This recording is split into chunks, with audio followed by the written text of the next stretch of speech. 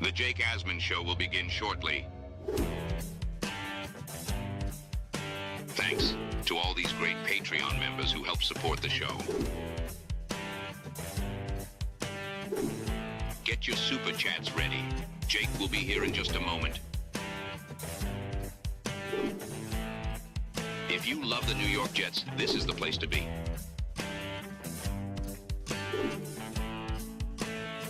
And now, the Jake Asman Show.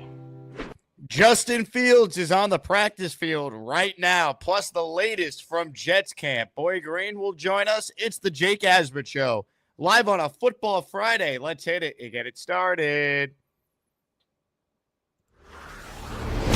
Man, AG's first training camp with the New York Jets is underway. We bleed Jets green each and every day. Will the playoff drought finally end? Kings of the offseason, baby. This is what we do. At least we have Garrett Wilson. We have Breece Hall. Please subscribe and hit the like button below. Super chat, baby. Cut the line. We have Sauce Gardner. We have Quentin Williams. Prepare to be underdogs. Now it's time to talk all things New York Jets. It's the Jake Asman Show. Here we go. Here on a Friday, the New York Jets are on the practice field in front of fans for the first time in 2025. Today's practice and tomorrow morning's practice are both open for the fans. So shout out to the AsmanJakes who have sent me a bunch of training camp tickets they couldn't use. I've been distributing them to Jet fans who can use them, like JC, who took his 8-year-old son to his first ever training camp practice. You can see the picture he tweeted me this morning. So shout out to JC, and thank you again to everyone who pays it forward to the best community in all of sports, the AsmanJakes. We'll be joined by Boy Green here shortly to talk all things New York Jets, but let's start with some unbelievably positive news, which is not something we get to say about the Jets. This was Justin Fields, courtesy of SNY, at practice today. This just happened. He's out there wearing his helmet. It doesn't seem like he's going to be a full participant today, but he's at least going through some of the individual drills out there. So to consider where we were 24 hours ago to what we're seeing on the screen here, that's about as good as an outcome as any of us could have anticipated. I mean, seriously, the thought process yesterday was if Justin Fields only has to miss a couple weeks, that'd be a good sign. But that was Justin Fields this morning. That was Justin Fields 10 minutes ago with the Jets. So, you know, if he doesn't participate fully today or tomorrow, they have the off day for players on Sunday. Would it be shocking if he's back out there by Monday? I don't think so. So, once again, considering how down bad, and rightfully so, we were as fans yesterday, just not knowing and expecting the worst because we are Jet fans, the Jets seemingly dodged a real bullet here with Justin Fields back out there at practice, moving and grooving and being a participant with his teammates. The Jets themselves actually tweeted a video of Fields jogging up to a fan that apparently has supported Fields in Chicago and in Pittsburgh. Fields recognized him, and the Jets tweeted the video of Fields signing an autograph for the kid. But, I mean, this is as good as we could have hoped for. In fact, this is even better than I think any of us could have hoped for because we just don't get nice things. We don't get positive injury updates. We all remember, of course, what happened with Aaron Rodgers. And yesterday felt like a disaster. I mean, every emotion you could feel as a Jet fan, you basically felt yesterday. So it is a very, very positive feeling to see this video here of Justin Fields play. And, you know, maybe this is the positive karma starting to change, right? Maybe this is proof that Aaron Glenn is not going to be the same old Jet coach that's going to fail here like everyone else. Just maybe. We got a long way to go for that, but that's certainly positive because we were down bad pretty significantly yesterday. We really were. So, Boy Green will join us shortly. We will talk about the latest from training camp. We have people like Nate, parentheses, Nate, and John, and a bunch of diehard Asmaniacs who are there right now. So they might be calling in to provide an update on what they're seeing. We'll keep you up to date on anything that happens in real time. Before we bring on Boy Green, a couple PSAs. The first one being this show's available in podcast form. So if you want to take the show on the go on either Apple or Spotify, just search Jake Asman Show, and you will be able to listen back anything you missed. Also, the reason why the show is starting in the 9 a.m. Eastern hour for those watching live is because I'm once again filling in on the Michael K show today for Michael from 1 to 3. So that's why I wanted to still give you guys the full volume of content. So we're starting an hour earlier than usual. 1 to 3 today. Tim Kirchin and the voice of the Jets, Bob Lashusen, will be joining me at 2:30. So tune in for that one if you want more Jets talk. With that said, some takeaways to me that have stood out from training camp so far. And I go back to something we mentioned yesterday. Brandon Stevens, apparently, through the first 2 practices, has been really impressive. And if they hit on Brandon Stevens, I think you really start to feel a lot better about the defense. There's some questions with depth. There's certainly some questions with who's playing next to Quinnen Williams. But big question is, who's corner 2?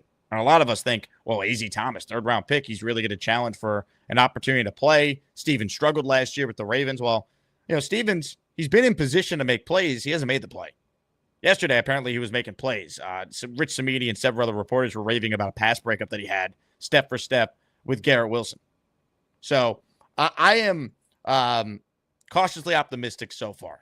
It's only a couple days, but obviously Glenn, post-game yesterday was just raving, or post-practice yesterday kind of got lost in the shuffle, given the, focus, of course, being on Justin Fields' injury.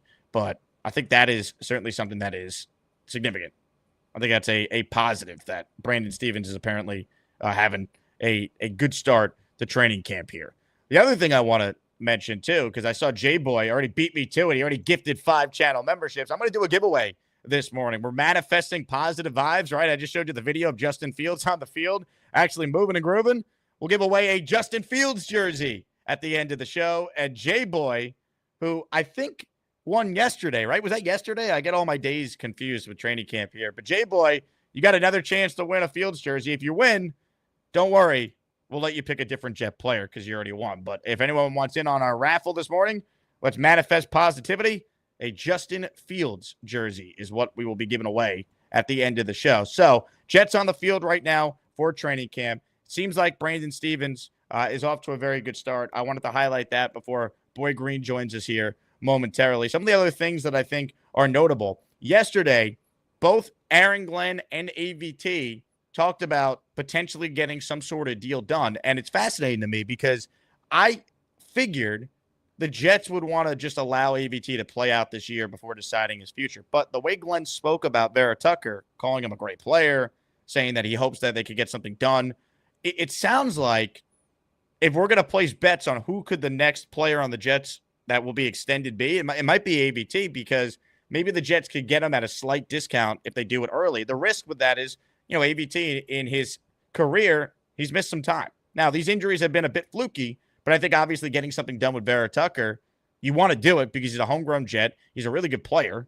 And I think this year he's going to have a good year. I think he's in a really good spot to have a good year. So I thought that was interesting just listening back to the Glenn presser. It feels like everything kind of got lost in the shuffle yesterday because of what was happening with Fields. But Brandon Stevens and the AVT comments from Glenn, I find to be particularly notable at this point. But once again, the biggest thing from yesterday is that the Jets actually got a break, a real break, with an injury.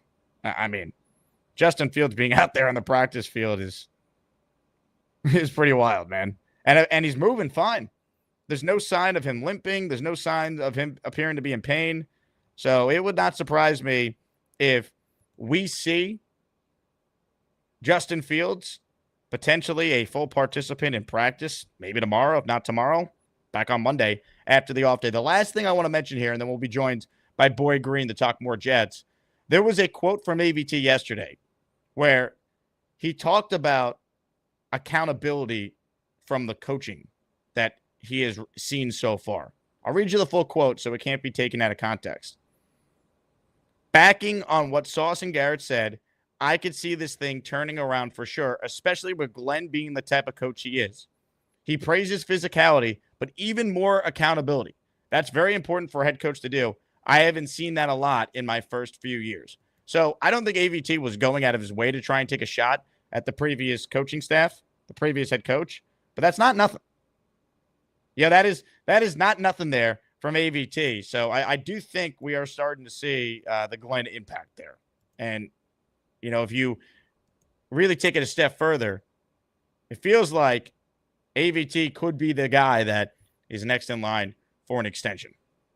When he's healthy, we know how good he can be. And for the most part, he was healthy last year. He appeared in 15 games, but he was coming off the Achilles. I think another year removed from that injury, he'll be even better. So that, to me, is something to watch for. With that said, let's say hello right now to a good friend of the show. He just got off the air on his channel, Boy Green. Paul Esden Jr. hops on with us now on a Football Friday. BG, training camp's underway. Justin Fields is somehow okay. I can't believe it. How we feeling, man? Yeah, what a wild 36 hours. We were sending our thoughts and prayers to Justin Fields' family because his leg was being amputated, and now he's running out on the football field. So, God works in mysterious ways. Look at him. He's doing the hip hop on both of the legs. He doesn't seem to be having any kind of a limp, and thank God, because, Jet fans are, we're wounded animals, Jake. Rich Samini went through a lot of them of Sam Darnold mononucleosis, Aaron Rodgers 4 plays, Vinny in the 90s. We've just had Geno Smith getting sucker punched. All these things just keep rushing to my head. I'm glad that Justin Fields, in a funny way, could be on that for Toegate, but that he's not seriously on that list. We've been through enough. And I think it also speaks to something, Jake, that yesterday we go through all this crazy ass shit. And then today, less than 24 hours later, he's running out on the field. There feels like something different with this Jets team. It's not the same old Jets. Obviously, it feels like a different beast. So thank God. If you're just tuning in, that video of Fields is from this morning, about 20 minutes ago. Justin Fields returning to practice. I'm following practice closely here. It's weird being on at this time. Usually when I'm on at 10, practice had just wrapped, and we're reacting to sound bites from Glenn. It does feel like, all things considered, BG, they avoided an absolute disaster. Tyrod Taylor is competent to run the offense for a couple days here, and it does feel like we're going to see Justin Fields return sooner rather than later. Tyrod Taylor, by the way, kicked off team drills with a nice teardrop throw to Jeremy Ruckert. So a positive Tyrod and Ruckert update to start off team drills, apparently, from the beat reporters on site. Well, that is beautiful, and that's great to hear. Let's keep having all the big plays rolling here from everybody. It's great, and yeah, AG, this is a new world. His training camp practices are earlier in the morning than some of the other previous Jets coaches, so we're getting some weird times here on practices, but just thank goodness. It's just a big sense of relief. It's great to see Justin running around out there. A major bullet dodged here for the New York Jets, and now they don't have to rush him. He was day to day. We heard that news yesterday, and obviously day to day, he's on the field and in full pads. It's all great signs, but they don't have to rush him. We got plenty of time. We have 6 weeks before the season, so it's all positive signs. We got Ty God, baby. So if anything goes wrong, we got Ty God. Well, it's really crazy because there's the swing of emotions yesterday. We went through it every which way you could go through it. It was a lot of PTSD. I don't know how you were feeling, but it felt like Aaron Rodgers all over again in 2023. Hey, by the way, Bob Lederer, who I just had on my show, he joins me every Friday on the show. He said he watched your I can't remember if he called it entertaining, but you squirming in the chair with everything happening as you're live reacting to the information coming on yesterday. So he was tuning into the Jake Asman show, he said, while he was eating, and he was just, Pedro Pascal, just biting the toast and just enjoying whatever, you were giving, Jake, as an entertainer and a performer. So that was quite a visual. But no, I was going through it. Here's how I heard it. I did a shorter version of Boy Green Day yesterday because I had to bring my son to the doctors. And so I'm with the doctor. They're telling us all kinds of important information about my son. And I'm wearing a smartwatch, and it just keeps going, ba-ding, ba-ding, ba-ding. And the doctor's looking at me sideways. I'm like, someone died? I have no idea why I'm getting lit up right now. No freaking clue. I walk out of there, and I just look down at my phone, and the first notification, Bleacher Report, Justin Fields has been carted off the field, multiple reports. And I just went, what the fuck? And I just said that out in the open, and everyone at the doctor's office looks at me like, what's your problem, buddy? And I just looked at the sky and said, why? And then I'm just like, oh, geez. Okay. All right. Let me Google, what's going on, Twitter updates, things of that nature. So there was PTSD. And then all of a sudden I'm like, I was getting texts. So all those texts, by the way, were people saying, "Hey, Paul, you ready for Kirk Cousins?" By the way, fuck those people. All those people that are lighting up my phone, give me Kirk Cousins tweets, little graphics of a Kirk Cousins bat signal in the air. You people are sick. Yeah, the worst is the people that are like, "Hey, you see what happened to Justin Fields?" And it's like, "No, man, I had no idea." Believe me, I had no clue. Like, it's like, yes, I'm aware. Those are the worst. That said, it's about as positive of a turnaround as any of us could have imagined. Like, I would have signed for, "Hey, he's out a month. Would you take it?" I mean, 100%. I mean, the way it was reported was insane. Like, we're talking about like the first tweet being up, Fields is down, he's limping. I don't know, not looking good, right? And it was like someone said non-contact, and then it kind of spread that it was non-contact, and we're thinking, uh-oh. So he goes down. Then the next tweets from all the reporters there is they're bringing out the card, and it's just like you think the worst. How could you not? You're helpless, right? You're not seeing anything, right? It just set up for a nightmare. And then even when Glenn spoke and he, mistakenly refers to the toe injury as Tyrod, I'm thinking, is he so nervous that like scatterbrain, like he's about to give like this terrible update here, and that's like he's all over the place, like this calm, cool, collected guy that has this big time persona and just gives off that confidence vibe when he speaks. Is just like about to rattle Glenn. And I thought he obviously gathered himself, and I thought he was impressive yesterday at the podium. But I give credit to the Jets. I thought they handled this well. Like they themselves didn't wait. They put out their own update saying Fields day-to-day avoided significant injury and missing significant time. Like they got out ahead of it, and they put the fan base at ease that was definitely feeling a certain type of way for several hours until we got clarity that it was going to be okay. I will be honest. I was not worried like you. Like so I'm in a mall when I get the AG notification the presser's live. So I put the phone up to my ear, and when he comes up and has the Tyrod comment, I didn't think, "Oh boy, he's got a break. He doesn't know what he's talking about." I thought, "Oh my God, they got Tyrod too." I'm like, Jesus, oh God. And then I hear the PR guy, "Coach, it's Justin Fields." Yes, of course. And I was, oh, thank God. Gee, and then he says toe, and then I'm feeling a lot better. But to your point, I think it's well said, and the Jets deserve a lot of credit for this. For instance, Tom Pelissero, NFL Network Insider, was live on with Rich Eisen yesterday, and right, Rich is pestering with questions. "Oh my God, what's the latest with Justin Fields? What's the latest with Justin Fields?" And Tom's giving as good of answers as he can with the information. And in the middle of their conversation, the Jets come out and boom, here's the update, day to day, full transparency. Here's what's going on, and it just felt refreshing, quite frankly, because the Jets have left us dangling in the wind before, going, "Oh shit, oh Jesus, what's going on? This is happening, whatever." So no, I thought the Jets handled it like pros. It's great to see how it was covered from the Jets side of it coming through, and clarity and transparency for the fans. Because again, like me and you, Jake, sometimes we're there at the training camp practice and we see it with our eyes, but when we're doing content creation, we're just here. We're not. We don't get to see it. The beat reporters and the people that are there, they are our eyes and ears. That's how we're understanding whatever the hell is going on. So yeah, it was some scary couple hours there, but thankfully the Jets Super Bowl season is back on, baby. We can only hope. How about a 9-win season, Paul? I mean, my expectations are low. I haven't seen one of those since what was that, 2010? So oof, it's been a while. 2015. Oh, obviously, right. I try to pretend that never happened. Yes, 2015. That's right. Right. We had the 10-6 year. We had the 11-win year in 2010. We had the 9-win year in 2009. So yeah, but it's been a long ass time. One winning season in 14 years, Jake. That's not good. No. You can't make it up. You can't make it up. Well, we're going to try and manifest some positivity on the show today. So we're going to give away a Justin Fields jersey at the end of the show. So all you got to do to enter is gift memberships like Green Gang did. He is in our raffle for 5. Anthony Ligariato, he also is in the raffle for 5 by gifting 5 channel memberships. Let's go. We're the freaking New York Jets, so we're built for this shit.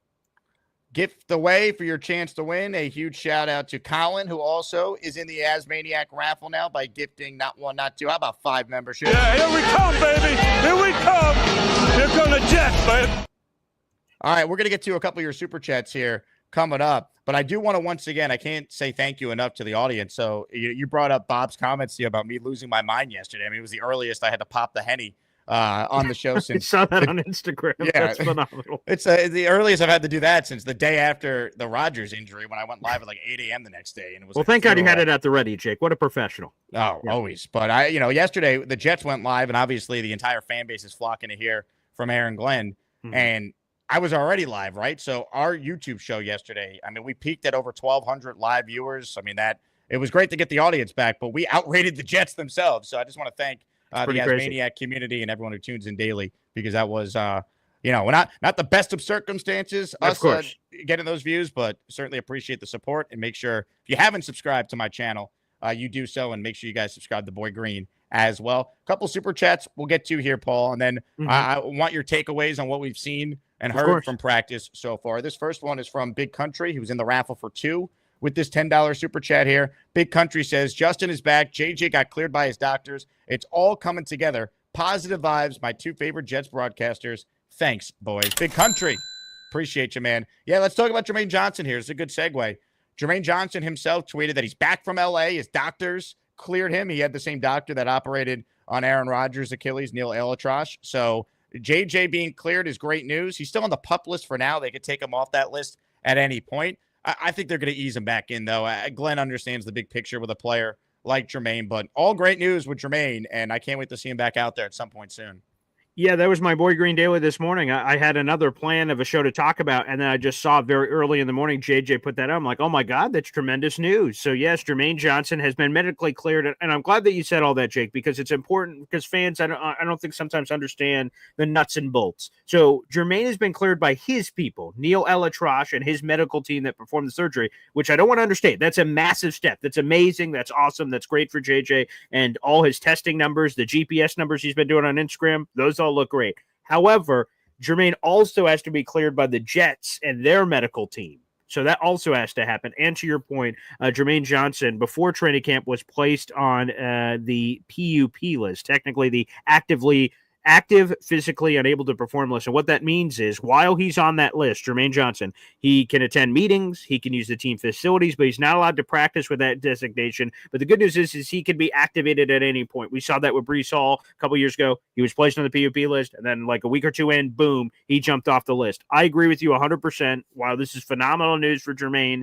I think the Jets are slow playing this. I don't anticipate the Jets activating Jermaine today off the PUP list. I think it's going to take some time. And it's good. It's fine. There's no rush, literally no rush, that he can continue to be on the PUP list, and the Jets can bring him back on their own timeline. There's no rush. We don't need to see him in the preseason. We don't need to see him in joint practice. We don't need to see him in anything. Let him recover and rehab at his own level. But obviously, the Jets are banking on Jermaine Johnson, Jake. Look at the freaking depth at defensive end this offseason. They wouldn't do that if they didn't believe Jermaine Johnson was coming back full bore, because you got Will McDonald, you got Jermaine Johnson, and Jake Asman and Asmaniacs are going to hate to hear this. Your next best defensive end, his name, or accomplished, or whatever word you want to use, is Michael Clemens. So with how all that sets up, the only thing that could possibly say to me is the Jets are like, oh, Jermaine's going to be back, and he's going to be back amazing and very quickly. Because if they did not believe that, Jadeveon Clowney would be a Jet right now. Insert your veteran defensive end would be a Jet right now. So, a lot of positive news, certainly, but they're still going to slow play this. 100%. Ladies and gentlemen, the Jets are on the practice field right now, and I want to thank the Asmaniac community for providing me with opportunities to make people happy. This email I just received from listener Daniel, who says, thank you again. I think we gave away 15 plus tickets to this practice right now. So Daniel just sent me this awesome photo of him with his 2 sons at training camp. So cool. Shout out to this community for making it possible for awesome family moments like that. And then what we showed earlier in the show, JC tweeted me the picture of him and his son at training camp, his son rocking the Sauce jersey, his favorite player. So love that. And that's what it's all about. So, hey, by the way, everyone. Real quick, Jake, I want to make sure I get this in. When people, I've gotten a few Instagram DMs like, Boy Green, you got any hookup on training camp tickets? And for months or weeks or whatever it's been, I've said, I know a guy.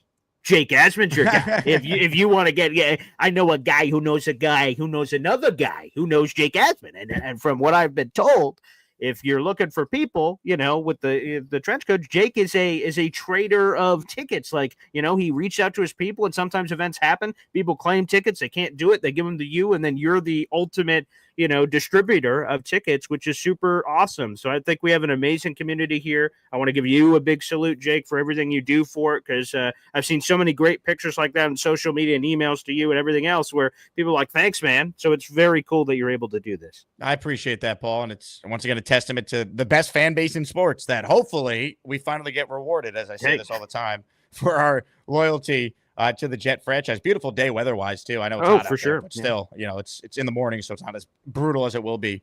This practice was in the afternoon. You look at just what the Jet fan base is all about. I mean, it's all about just loyalty and passion and just dealing with days like yesterday. And that's why it's so shocking that we come away, all things considered, unscathed. Once again, the big story this morning, this is video from practice today. This was recorded just after 8:45 this morning Eastern time. This is Fields jogging, moving around. He's not participating in team drills, but that's precautionary. He looks good. Of course. He's moving. He's going to be A-okay, and it wouldn't surprise me if we see Justin Fields a full participant in practice at some point early next week. Who knows? Maybe even tomorrow at this rate with how well he seemingly is moving today. A couple super chats I want to get to, and then some other topics involving the Jets. Big Loyal with a $10 super chat. He joins our Justin Fields jersey raffle at the end of the stream for 2.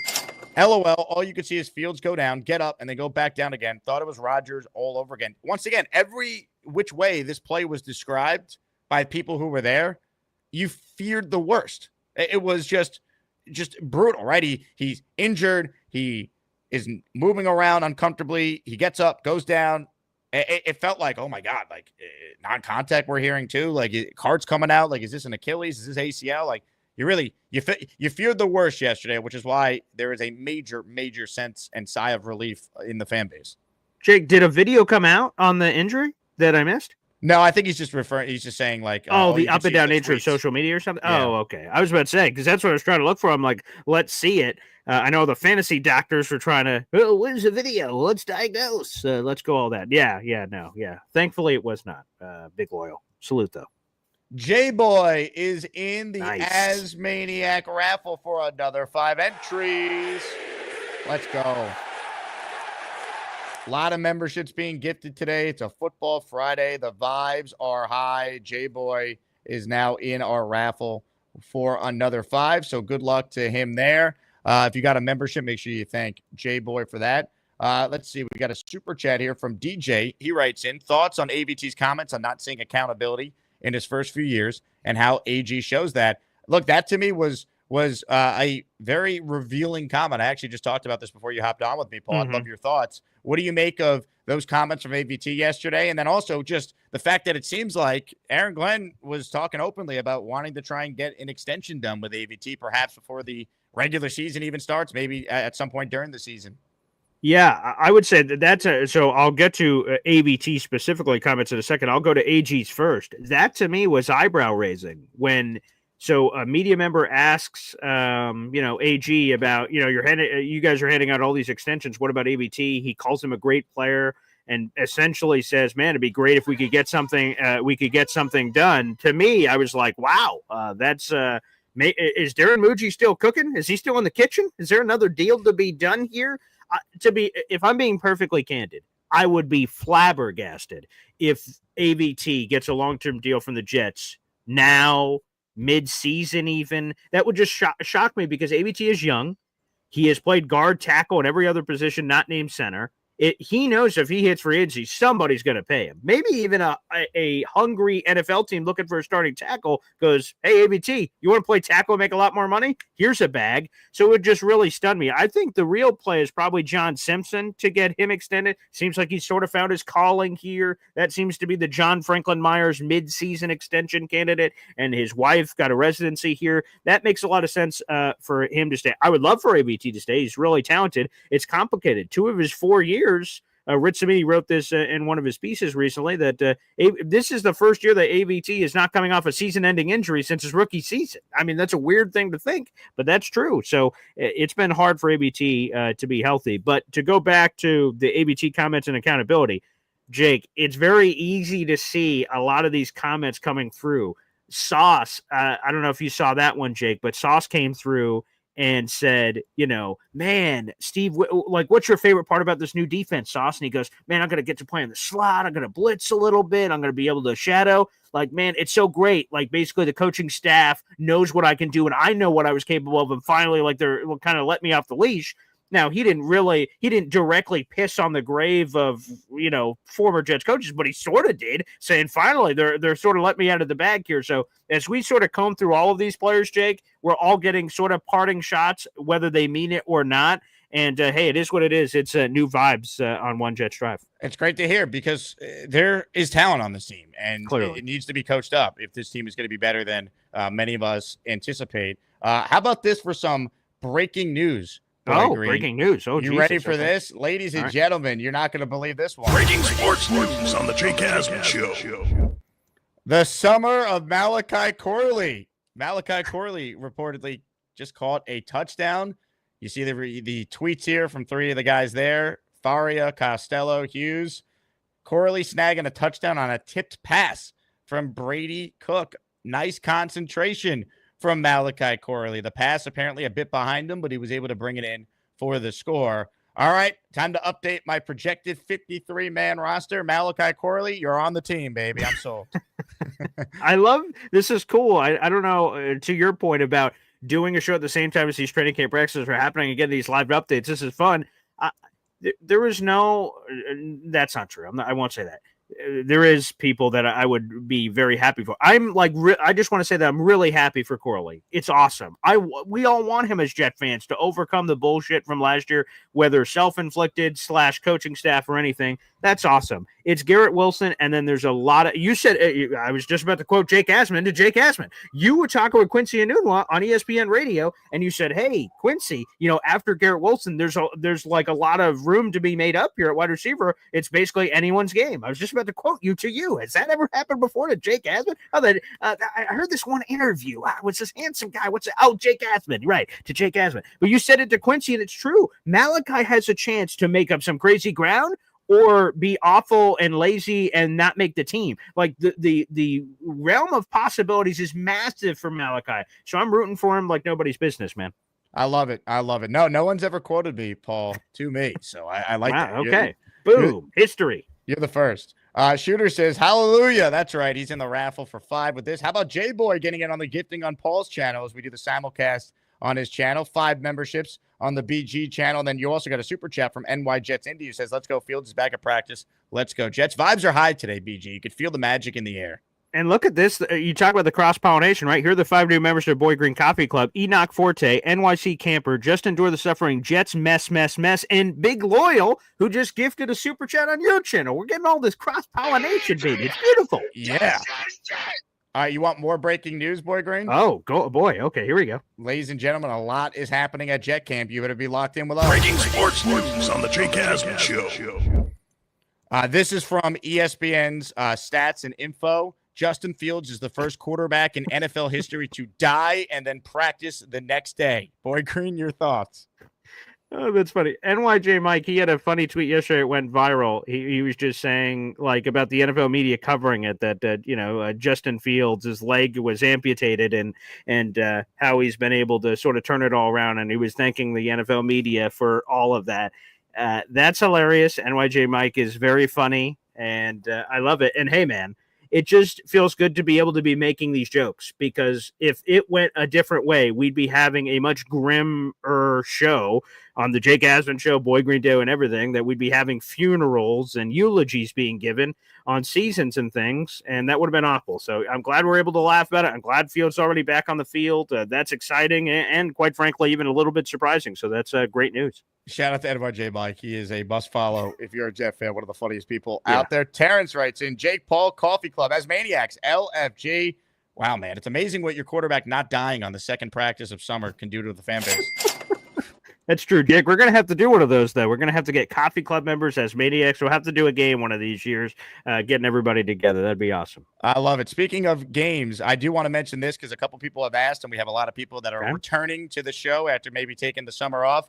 We do have some tickets left and a couple field passes left for our event for the Jets-Panthers game this year. We'll have tailgate info coming up in just a bit, but we'll have a discounted tailgate beforehand through Tailgate Joe and Lot E26, and then Game ticket is in section 129. It's only $165 per person, which is about $70 cheaper than what the actual face value price is because we have a group buy discount. Come on the field with us after the game. If you want to buy your ticket, I'd go today. Lock in your spot by clicking the link in the description for the video you're watching right now. That's Jets-Panthers, 1 o'clock kickoff on October 19th. TriStar Jet with a super chat. He's been a channel member for a year. Whoa.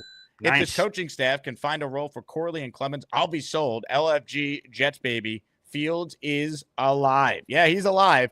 And look, obviously I have my doubts on Corley. I certainly have my doubts on Clemens, but there's no doubt if the Jets turn those guys into respectable players, that's a huge win for the coaching staff, and it does give you a lot of belief in these guys maybe being the right people for the job. And you look at the positions. Again, Garrett Wilson, a bunch of other guys. Defensive end, there's Will McDonald, Jermaine Johnson, and a bunch of other guys. So there's a lot of opportunity. Obviously, AG had that viral comment about Clemens and his body and what he looks like and the power and all that jazz he brings to the table. It's a blank canvas. It doesn't matter where you were drafted, first round, second round, third round, fourth round. Everyone's here. It's a 91-man roster with Leonda Vegan from the NFL's International Pathway Program. It's a race to 53. Who makes it? The best players will. Hit the like button if you're just tuning in. Comments, questions, super chats, they will cut the line. How about there's been some reports of Brandon Stevens playing well through the first couple of days of camp? What do you make of that? We brought this up because apparently on day one, the first play of 7-on-7s, Garrett Wilson mossed Brandon Stevens. And I went to social media, a dangerous place, and Ravens fans were waiting for this apparently. Someone bookmarked a tweet of mine from when Brandon Stevens was signed in March and unleashed it this week and said, see, I told you Brandon Stevens sucks. And I'm like, wait a second, you bookmarked this tweet 5 months ago, you psychopath? And Raven fans were ready to unleash on Brandon Stevens. That's sick. But I would just say this. So apparently Brandon Stevens had some bad moments in day one, and then yesterday it was sort of overshadowed by all the Justin Fields stuff, but he looked great. Like, maybe Brandon Stevens is going to be awful. I don't know.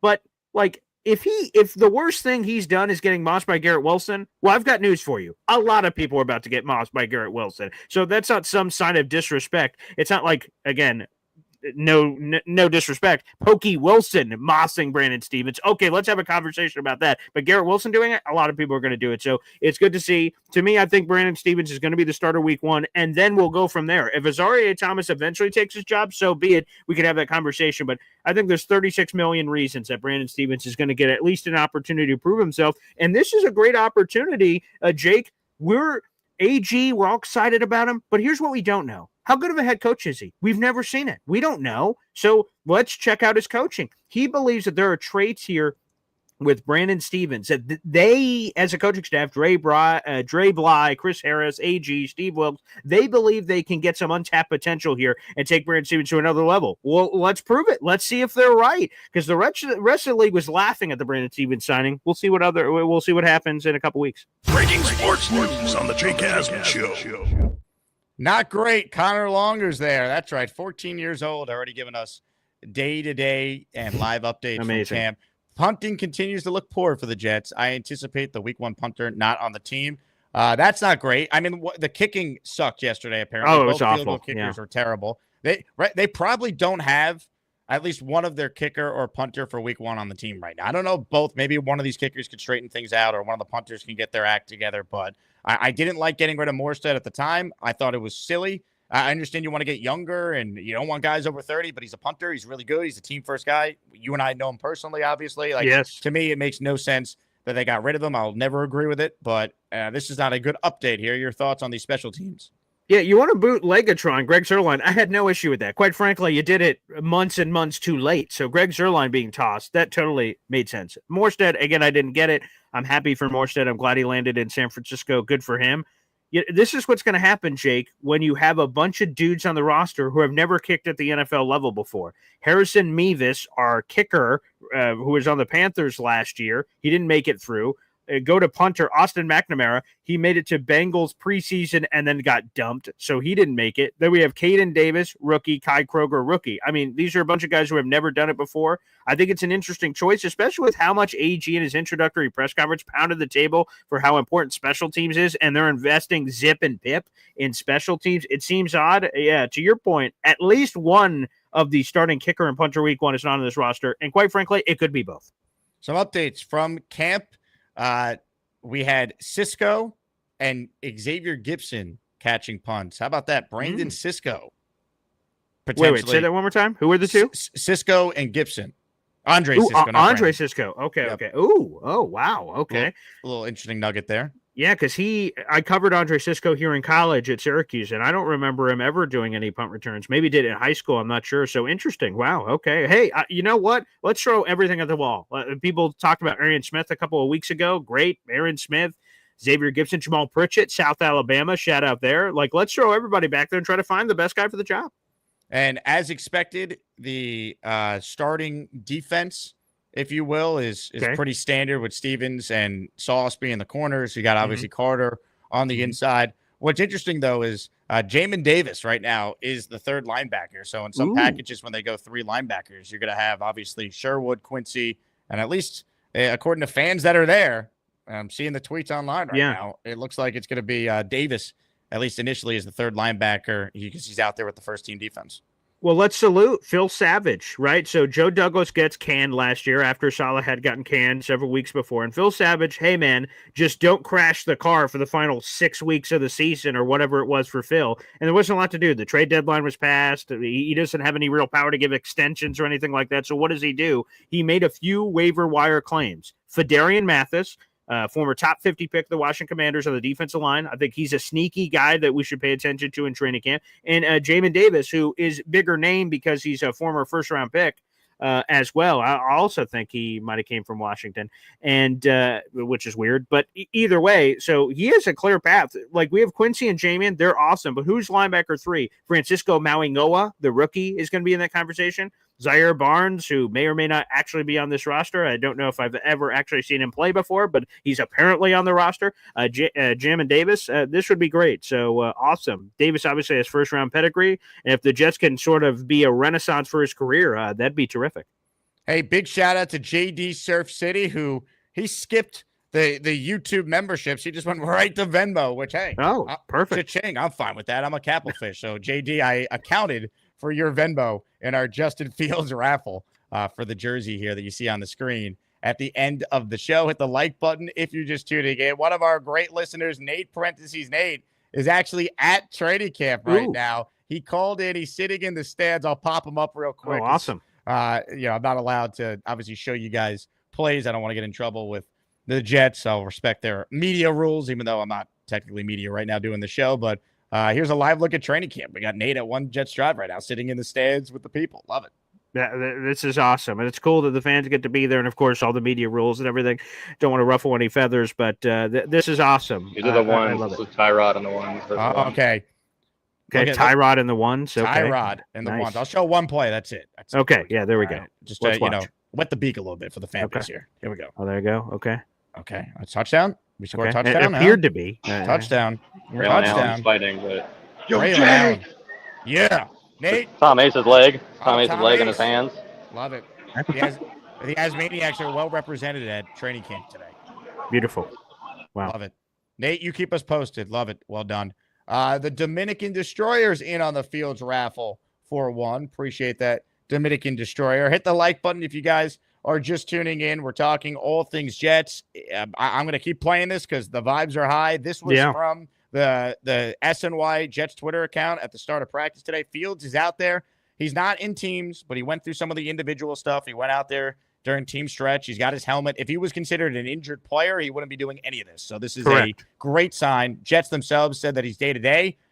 Look, wouldn't surprise me if by Monday, after the off day Sunday, if he's back out there as a pretty much full participant, but we'll see. But either way, I mean, you talk about great news on a Friday to start the weekend. Seeing Justin Fields out there with the Jets is awesome. Yeah, Jake, we're less than 2 weeks away now from the Hall of Fame game. Again, an event we'll be forever connected to from all those wonderful times a couple of years ago. And so, football is on. Which means what is that? 1 week, not 2 weeks away, 1 week away, excuse me, less than a week away from the Hall of Fame game, but less than 2 weeks away from the Jets' first preseason game. So for me, I'd love to see Justin Fields back in practice next week. That'd be awesome if we could get him there.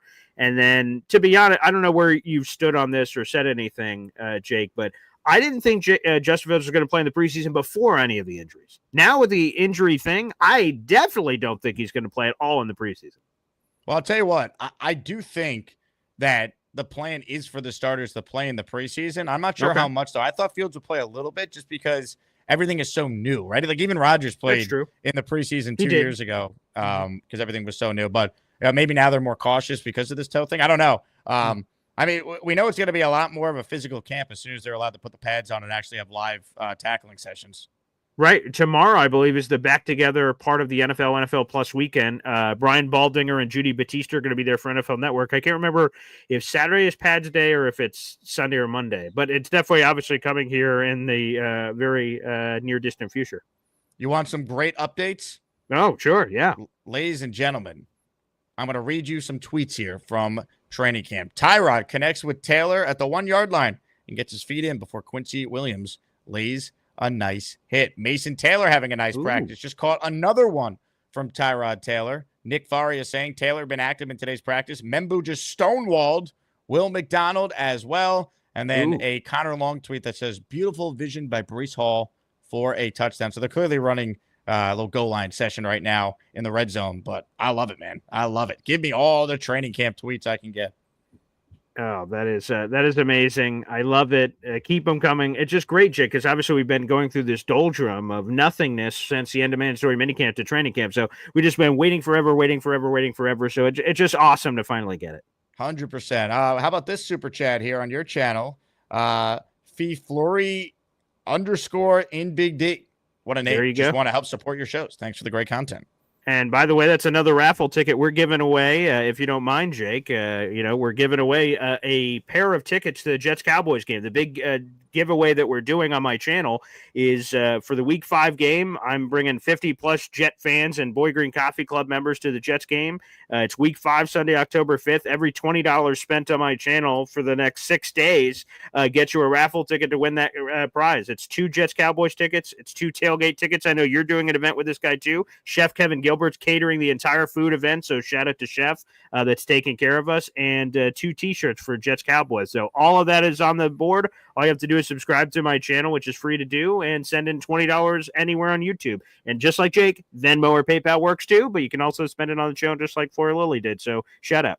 I love it. And you brought up Chef Kevin. I'll plug this because we do have about 15 spots left. We're doing a meetup at the Cloverleaf Tavern, which is Chef Kevin's restaurant, after the green and white scrimmage next Saturday. So I'll be making my camp debut next Saturday. By the way, I actually don't have any tickets for myself for that. If anyone has tickets for Saturday, August 2nd, they can't use, please send them my way. I'm assuming at some point I'll get some sent because that's usually how it goes, or I could just go as media. But I rather go as a fan because I rather mix it up with fans. So if anyone has August 2nd training camp tickets, please send them my way. And I'd love to use them and go as a fan that day. And obviously, if you have extras, I'll distribute whatever I don't use to Jet fans that need them. And that's a highly requested day because it's the green and white scrimmage. And we have the Cloverleaf Tavern event following the scrimmage that morning. But it's a free event. There'll be free food. There'll be raffle prizes, some giveaways. It is going to be absolutely awesome. So check it out, Jet fans. RSVP with the link in the description if you're interested in joining us at Chef Kevin's awesome spot. Have you worked with him before, Jake? No, first time, man. Cool. Yeah. Oh, you're going to have to let me know how it is because, like I said, our first event together, and we're hoping me and Chef to do this every year moving forward for a Jets game every year where he caters all the food before the game. So ours is October 5th. So, yeah, you're definitely going to have to let me know how it goes. But I've heard so many wonderful things about his food, so I'm sure expectations are really high. A beautiful grab from Quentin Skinner for a touchdown. Ooh, beautiful. Quentin Skinner, are you familiar with him? I am. He helped me, Justin Fields, between mandatory minicamp and training camp, flew down 7 of his teammates to Fort Lauderdale, Florida, and I got to do a behind-the-scenes access piece. And Quentin Skinner was one of the Jets players that told me about everything that happened, from them going to a music studio to cut up music to go out to dinner. And by the way, just like we did Jake at the Hall of Fame, they went to Hibachi. Quentin Skinner, Justin Fields, he flew down all his teammates and went out for eating and food and the Digital Dreams photography. So I got to do a whole behind-the-scenes thing. So, yes, I'm intimately familiar with undrafted free agent wide receiver Quentin Skinner. He's a really good guy. Also, speaking of just undrafted players, apparently Pritchard is continuing to make plays out there. So that's a name to watch because of his special teams prowess and if he can fight for a roster spot in that receiver room. See you later, Xavier Gibson. I mean, come on, man. The story's sort of run its course. I'm ready to swap him out with a Jamal Pritchard or maybe there's someone else that fits that bill. 100% in agreement there. As if someone could beat out Xavier Gibson, I have no issue with that. With that said, respect. With all due respect. Absolutely. Yeah. Only the utmost of respect. We didn't do the Azie Awards yesterday because we were dying on the first show with the field situation. Right. And then yesterday we were celebrating Fields' toe being okay. So we skipped a day of the Azies, but we're back today, BG. And I got 2 categories that I'm attempting to do today, assuming I do a second show this afternoon, which is the plan. I'm just doing radio from 1 to 3 today. So if all goes well, I'll be back in my apartment around 4-ish, and we'll go live for a shorter second stream today. But the Azie Award category that we're going to vote on here is the best rapper Azie. If you've tuned into the show over the last calendar year, the 4 nominees have all sent in various diss tracks or just raps about the Jets or the Asmaniac community. So your nominees are Jets Johnny, Purple Belt Mike, Blitz BK, and JJ. Those are your 4 nominees for the Azie Award. So, ladies and gentlemen, voting for this Best Rapper Azie Award is officially underway. It's time for the Azie Awards. Gotta get through Jets off season. Who's gonna win? Who's gonna lose? These Asmaniac callers are legends. It's up to the Jet. It's your time to vote. You gotta decide who's better. Asmaniacs drive the Jake Asman Show. That's why we gotta have these Azie Awards. Yeah, baby. And for those asking, what about the Gorman Award?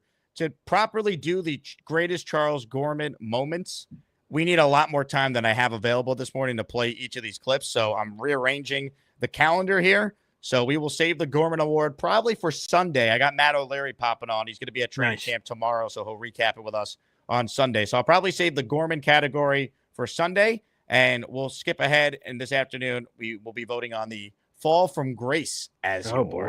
Oh my God. Think about that. Bobby Midnight, Rob from Glenhead, Cheats Fan and BMAC. I don't think personally Bobby or Rob have any chance of winning this award. They're both still part of the show. But Cheats Fan and BMAC, I mean, we haven't heard from either in months. Yeah, wow. I that's true with the Bobby return. Yeah, but BMAC, I mean, he's got to be up there. But yeah, wow. Oh boy, wow. That's a hilarious category. Hit the like button if you're just tuning in. We got over 300 something people watching right now. If you tuned in late, we are giving away a Justin Fields jersey at the end of the stream. But if you don't win that on Monday, we're doing the Asmaniac raffle for your chance to win a signed Joe Namath helmet and a signed Justin Fields helmet. So if you enter for a daily prize, you're automatically entered for any of the weekly raffles that we're doing, including the one on Monday. I also should say this. If you join my Patreon for the year, you earn 10 raffle tickets that are automatically applied to both the daily raffle and the weekly raffle. So to anyone out there who's on the fence, join the Patreon. You get all the perks, your name added to the intro, Discord access, info about exclusive events. I posted 2 bonus shows already this week on the Patreon, so check that out if you guys are interested. And I want to give a shout out to our most recent Patreon subscriber because I woke up to the notification that listener Guy, that's Guy, became a Patreon member and signed up for the year. So shout out to Guy. And also big shout out to our recent Patreon member, Sean Stewart, who signed up for the year, Ryan McCarthy, who signed up for the year, Jet Up Buttercup, Douglas Johnson, Justin Roderick Rivera, and Bobbleneck, our most recent Patreon subscribers. Ladies and gentlemen, Jordo getting in on the gifting. How about a 5 spot of channel memberships, baby? Let's go. We're the freaking New York Jets, so we're built for this shit. That we are. Let's see if I can pull up the memberships here from Jordo. Barney Miller, Pure Adrenaline Sports, Luis Cordova, Thomas Rossi, all receiving a channel membership there. Also, Mike Kopp receiving a membership from Jake, Jordo. Can I throw a question at you? Yes. Okay. Can you bring that Patreon image back up that you just had up there? I can. Okay. So who, I don't even know if it's on this panel of photos that we have, who's the person that's made you go goo goo gaga the most? Because Jake, obviously, we're both from radio and TV and everything background, so we run into a lot of celebrity people a lot. It happens all the time. You have Rich Eisen here, Garrett Wilson's down there, Keyshawn Johnson. You also, I know he's not most popular right now. Aaron Rodgers, obviously, on the old IG that you ran into. So who's the person that made you the most? Because again, we have to sort of be built for this. We can't go goo goo gaga over everyone. Who's the person that's made you do that the most when you got to meet him, take a picture, shake a hand, or do anything? It definitely was Rodgers, because like the other moments, like I felt like I was like in control with Rodgers. Like I don't even remember what I said to him. Like I kind of blacked out. Okay, that's what I was going to ask. How did it all happen? How did you see him? And then, obviously ask to take a picture. What happened? Give us the play-by-play of what you remember.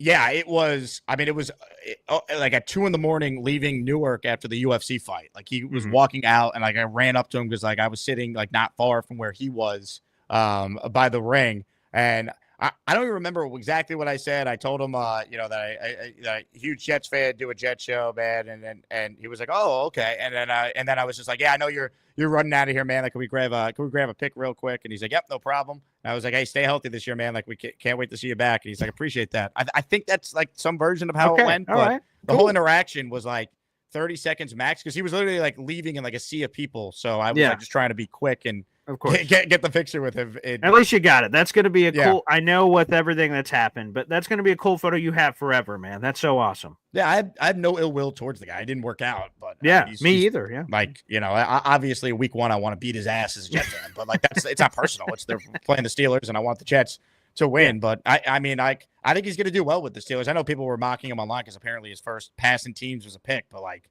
I think he's still capable of being a good quarterback in this league for one season with that team that he has around him. Yeah, we'll see. We'll see how that all works all together. Obviously, they're going all in the way we did in 2023, adding everyone under the sun. And like I said, I hope they burn in a pit of hell week 1. But yeah, we'll see what happens the rest of the season. Ladies and gentlemen, NYC to SRQ checks in. Who is Samuel Jackson that just signed with the Jets? He is from my neighborhood, Lakewood Ranch, Florida. I don't know anything about him other than the memes when the Jets announced they signed him were off the charts funny. Yeah, I just know a few things. 6'5", 320 pounds, offensive lineman, got some opportunities with the Jacksonville Jaguars. UCF guy, spent his 4-year collegiate career over there as well. And this was the corresponding roster move to the Jets, moving on from Obinna Easy, who was the hard knock star with the Detroit Lions a couple years ago. So just some swapping around there on the bottom end of the offensive line roster. It's going to be hard to crack this offensive line group. I think 7 guys on this team are locks. The starting 5, you have Chukwuma Okorafor, who I'm really high on. You have Josh Myers. And then how many more are they keeping? Are they keeping 10? Is it 9? There's not a lot of spots up for grabs. I just saw the Jets themselves. They announced that on August 28th, they're going to share what the rivalry jerseys that they're going to be rocking this season are going to look like. They're going to wear them against the Dolphins on December 7th. So the Jets and the Dolphins will both be wearing like new jerseys for the rivalry game this year. I don't know. The NFL's basically, how can we make more money? Oh, unveil a jersey we'll wear one time over the course of a 17-game season that fans will flock to buy anyway. That's how we could do it. Yeah, so I've heard rumors about this. I have no idea what they look like. And people have been sharing fake stuff too, so I don't know what's the truth. But that is going to be interesting. Hey, you know what? I'm a jersey freak. I've got like 75 jerseys over there. So, if it looks halfway decent, I might be on it. Andre Cisco just made an excellent break on a pass to Taylor. Incomplete. He picked off a pass on a deflection the very next play. Cisco, quote, flying around the field. That's from Nick Faria on Twitter. I liked Cisco. I know you were high on him from the beginning. He was a guy you targeted even before the Jets signed him, that you said you'd like to see Darren Muji signed, and so far so good for the pride of Syracuse and the guy that was born and raised on Long Island. Hey, on the Jake Asman show, we did a pre-free agency show. Jake, you turned to me. I try to reshare this clip every once in a while. You're like, come on, who's a free agent name? And I'm like, everyone's going to say all these big names. Here's a name for you that no one's talking about. Andre Cisco, the Jacksonville Jaguars. He's exactly what we need. We were, tied for 4th least amount of interceptions last year, and he's been an interception monster in the NFL. In college, he had 13 picks in college. He had another 8 picks here in the NFL. He just has a knack for the ball. He's a great film watcher. I covered him here at Syracuse. I think he's exactly what the doctor ordered. And I think we got lucky to get him for a 1-year deal for $8.5 million. He's coming off his worst year as a pro, his final year in Jacksonville. So we get him for a song, and he's going to get the bag from someone next year. He's super young. I hope he stays here. I don't know if we will be able to keep him because he's probably going to command a lot of money after having a really good year here with the Jets. But I absolutely love Andre Cisco. C checks in. Boy Green on his show. I don't give a flying hoot. Boy Green on Jake's show. I don't give a flying F. That is true. I don't know why that's happened where I'm just like, oh, kerfluffle. And then like, Jesus fucking Christ. I don't know why that. I'm not sure why that happens. Yeah. Hit the like button. Comments, questions, your super chats. Cut the line. Aaron Glenn will be speaking coming up here shortly. I think we're going to be able to carry it live on the show. So if you want to hear from Aaron Glenn fresh off of practice, you can. Practice just wrapped up for the Jets here. So we are going to hear from Glenn shortly here. I'm sure we'll get some updates on Justin Fields, who was out there. I do have some play-by-play to recap the move the ball period to end practice. Right. Give it to us. Tyrod Taylor, quarterback, first-team offense, first-team defense. First play, incomplete pass to Mason Taylor, though there was a defensive penalty. Second play, incomplete to Taylor. Third play, incomplete to unknown. So Zach Rosenblatt, I guess, didn't see because I'm reading from his Twitter. Yeah. Next play, 15 yards to Garrett Wilson. Next play, complete to Wilson. Next play, complete to Wilson to get to the 10-yard line. Next play, incomplete to Tyler Johnson. Next play, intercepted in the end zone by Andre Cisco. So a lot of Garrett, a lot of Mason Taylor, and the defense makes a play at the goal line. Hey, I mean, that should be the plan this year. I mean, Garrett, and more Garrett. And here's the great thing is that hopefully, I mean, we're hoping on this because we haven't seen it. Tanner Angstrand should know, and so should Aaron Glenn. Other teams are going to double Garrett Wilson, and they're going to dare anyone else on the Jets to beat them. It's going to be up to Tanner Angstrand to manufacture touches for Garrett, put him in unique positions so you could get the ball in his hands regardless if there's a double team or anything. And I think there's going to be a lot of opportunity. So I'm really excited. Garrett should get the rock. Mason's going to has a path to being the second or third target leader on the New York Jets. Breece Hall's going to be in that conversation too. So there's a lot of opportunities, baby. The sign behind you, BG, I meant to ask you about this. The Jets draft room sign. Is that actually from the draft room? How did you get that? Yeah. So, hey, Jake, you may be getting a wonderful package, right? Did we talk about this on air? Was it off air? I can't remember. Austrian Jet fan, right? So, number one Austrian Jet fan. So he reached out to me. I have a Discord just like you, and Austrian reached out to me and said, "Hey, what's your address, Boy Green?" I'm like, "Sure, yeah, here it is." He's like, "I'm working on something for you." I'm like, "Cool." And next thing I know, 3 packages from Austria get delivered on my front stoop. And I'm like, what in the world? And I open it, and there's a lot of T-shirts, custom merch of Boy Green, like Jet logo shirts, and those are awesome. And something else that was in there was this Jets draft room. This was a live photo from the 2025 Jets draft room that Austrian like super imprinted on this like banner and said, "Hey, I made it for you. Do you want to hang it up in your background?" I'm like, of course. And it looks awesome. So that is sick. It's insane. Austrian Jet fan, apparently he's making some stuff for people in my universe, James Woody and a couple other Jets guys. And I heard you, obviously, you told me he's going to try to send some stuff to you too. So shout out to Austrian, super creative. He's got all kinds of awesome stuff. And I hope maybe you'll get one of these too. So awesome job by Austrian. I immediately had to put it up. I said, oh my God, it looks legit. Amazing. It looks like it's the actual like signage you'd see draft night.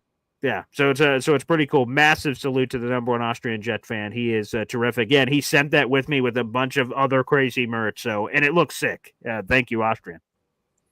Comments, questions, super chats. They will cut the line. Open phone lines for anyone who wants in on the conversation. Aaron Glenn is going to be going live in just a bit. So when that happens, we will take you to One Jets Drive, and you can see it here. We're ready for it. You'll hear from the man himself as Justin Fields was out there with his helmet on today. He didn't participate in team drills, but he was jogging, he was moving, signing autographs. So when AG goes live and what's supposed to be around 9 minutes from now, thanks to Gator's assistance, we'll be able to carry this presser live. With that said, let's take our first phone call on the day, because joining us on the Gusbuster Umbrella Hotline is none other than a man who hails all the way from Vermont. Ladies and gentlemen, we say hello to a guy with air conditioning now in his apartment, Bobby midnight. Well, I'm getting really freaking pissed. I thought I saw Gary's pretty wife. I need to get some sleep. I'm happy.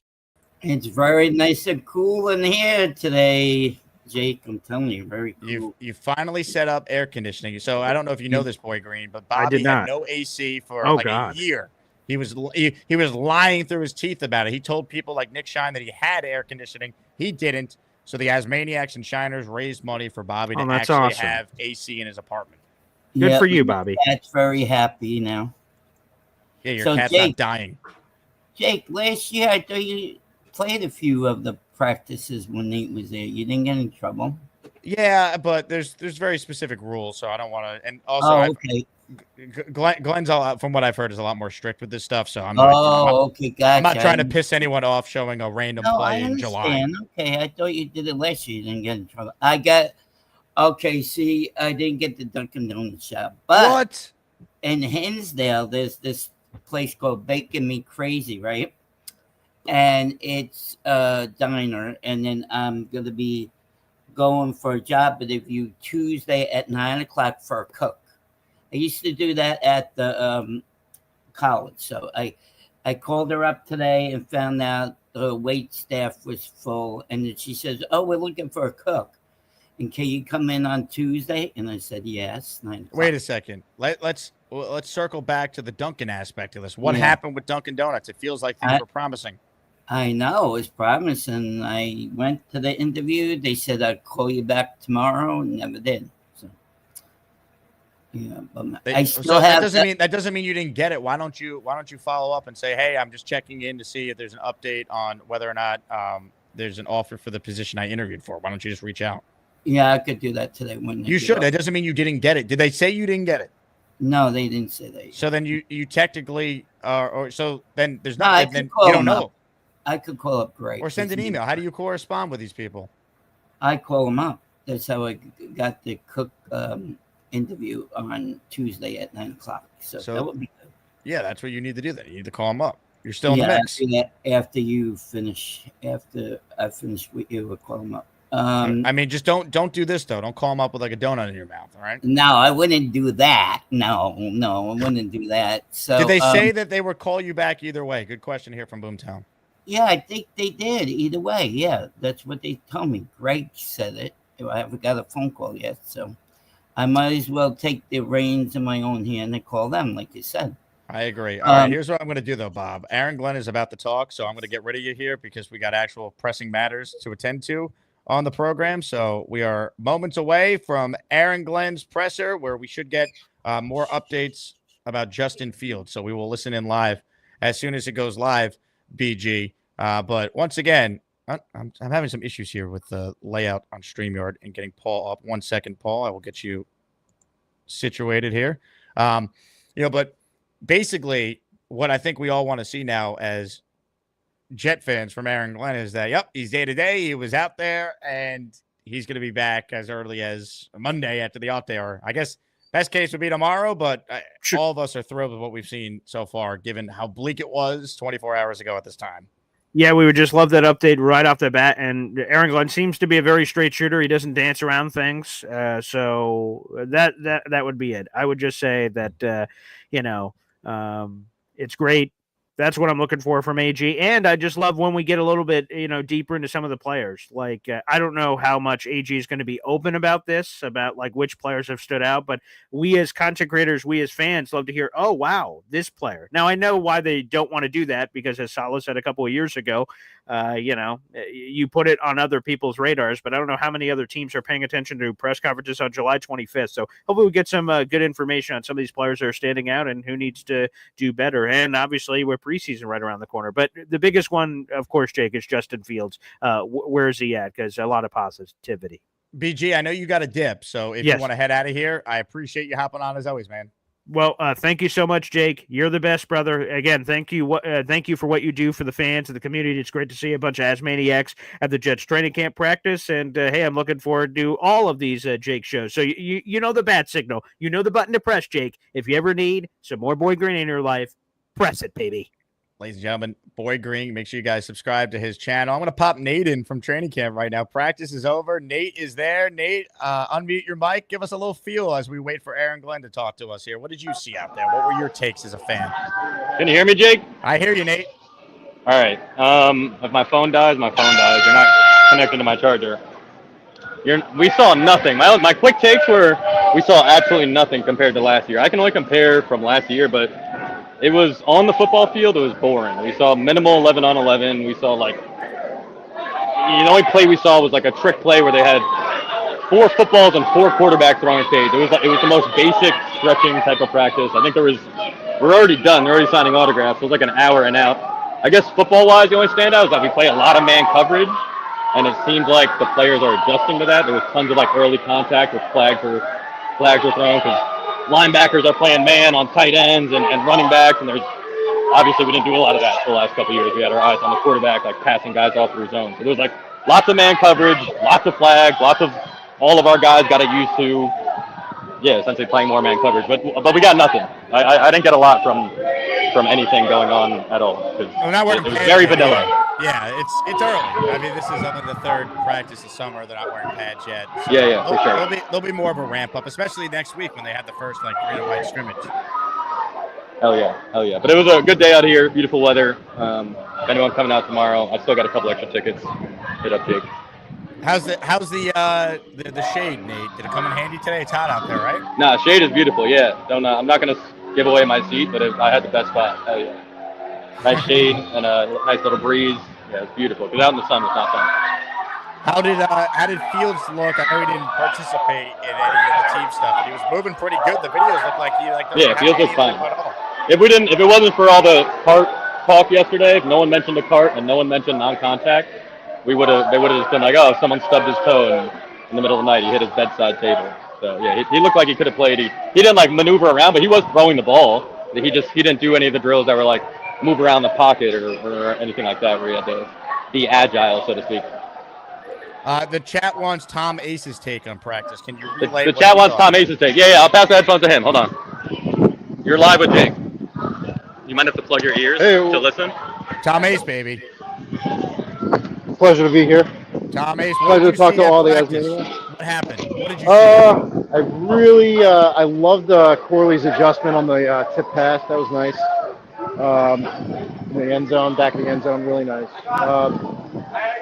Tyrod threw one, I don't know, got picked. It was really underthrown. But it was fun. You know what? This was very a matter-of-fact practice. I'll say that. Very different from last year, like Nate said.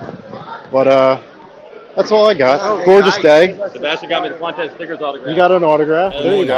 I almost got another Garrett. Gentlemen, thank you guys very much. I'm going to take Aaron Glenn live right now on our show. Really Here we go. Focused on certain situations, and the one situation that we want to hit was the red zone, where you guys saw plenty of red zone plays from us, and also in 2 minutes. So I thought our guys did a really good job understanding exactly what we're trying to do.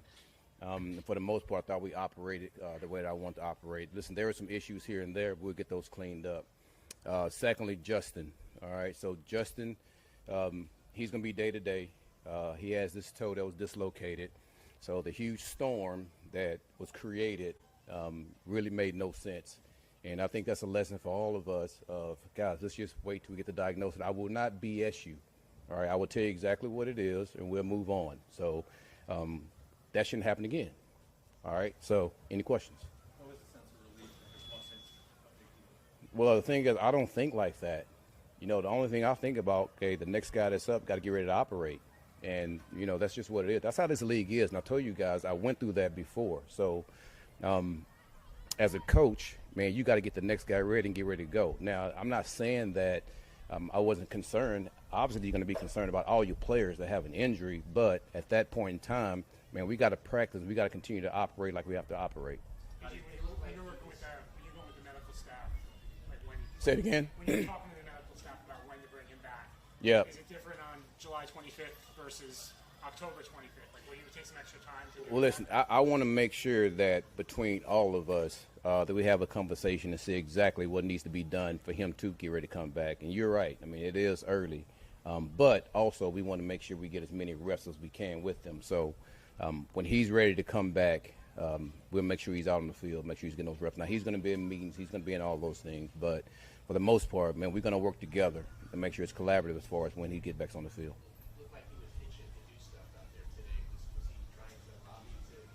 Well, that's who Justin is. And listen, I'd rather have a guy that I have to hold back than have to tell him to giddy up, you know. So he's built like that. He's a tough man. And I expected that anyway. You know, once we understand and got the diagnosis of exactly what it was, I knew exactly how he's going to operate. And that's most of our guys we have. Yeah.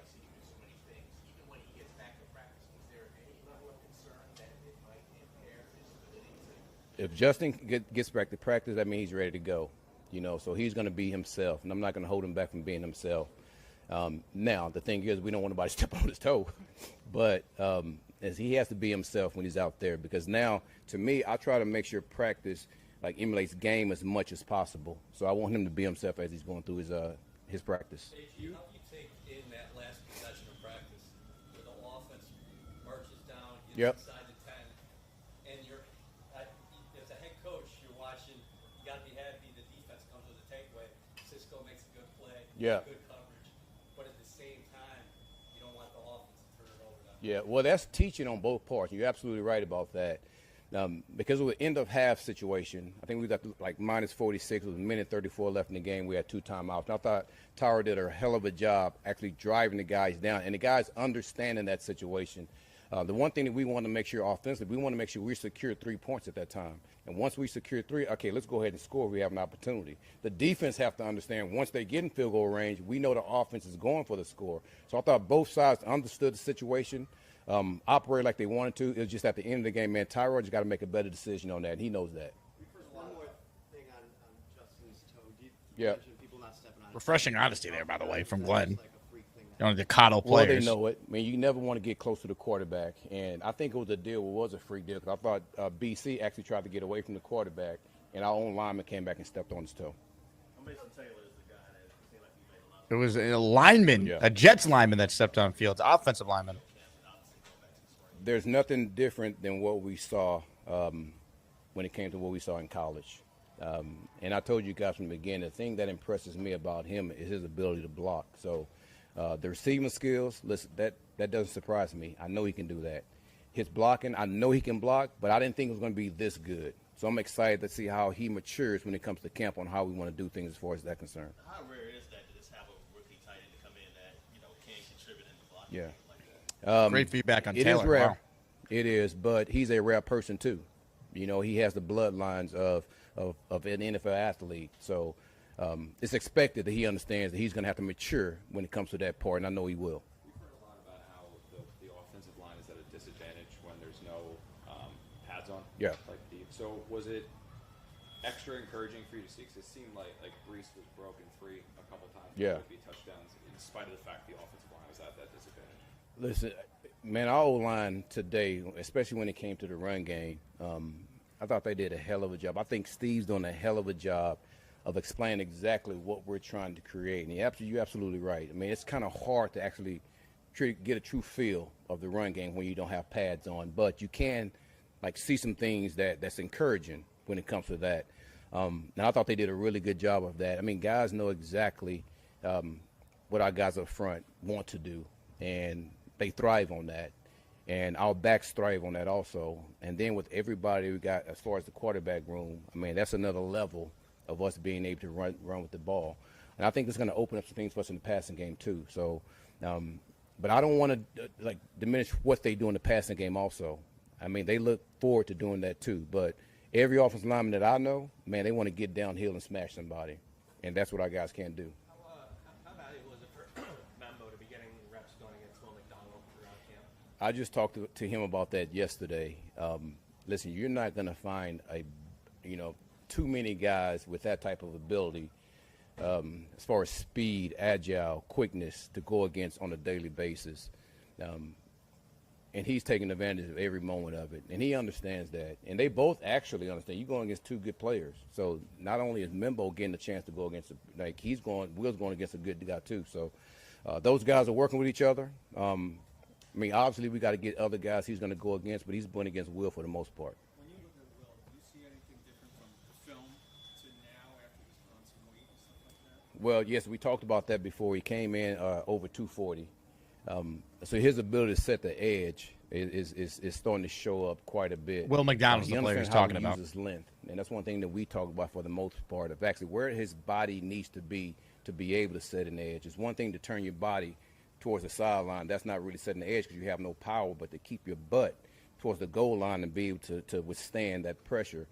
He's doing a really good job of that, and that's just a teaching part that he understands he's getting better at. So every time he goes out there, he's understanding that, and with that added weight, it's going to be good for him because it hasn't taken away anything when it comes to the Jets him getting rushing feedback passer. to raise the volume of the presser. Look at that.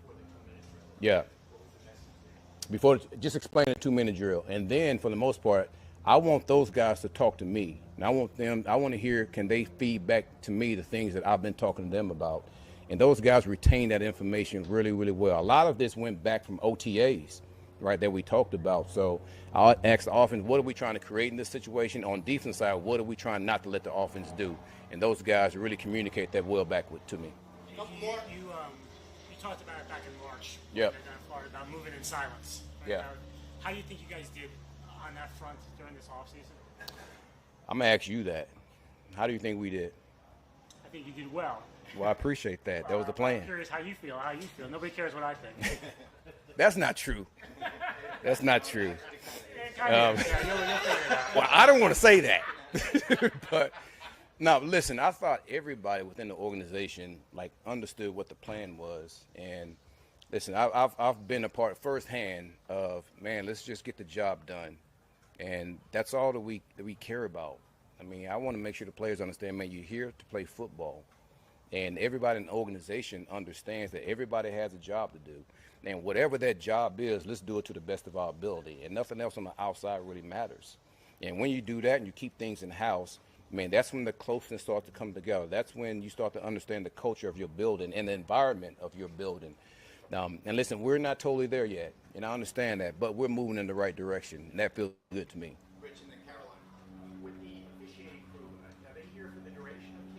Samini's asking about the reps right now for those who can't hear the question. I want the officials here as much as possible, and they know that. Good. And it's no secret that we were the most penalized team in the league last year.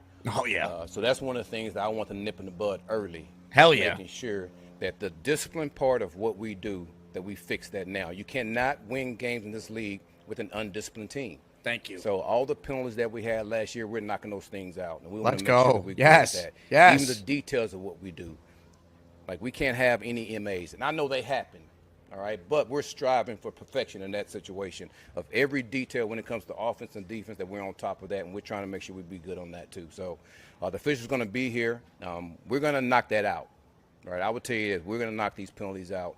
We're going to understand that undisciplined teams do not win games. Can I get one follow on that? Yeah, some coaches say, we don't coach penalties. We don't tell them to hold. We don't tell them to pass interference. It's not coach. That's a player thing. You do believe that you can coach out penalties? Well, listen, it's two different. When you look at penalties, I look at it like this: you have pre-snap penalties, you have the dumb penalties, and then you have competitive penalties. The competitive penalties, listen, you go back and forth with those, right? Like PI, man, guys are fighting for those competitive penalties. Hold, those competitive. Now, false starts, jumping off sides, hitting after plays, the dump, we got to knock those out. And we control those. We control those. And those are things I want to make sure we get rid of. Uh-oh. Other than Tyrod.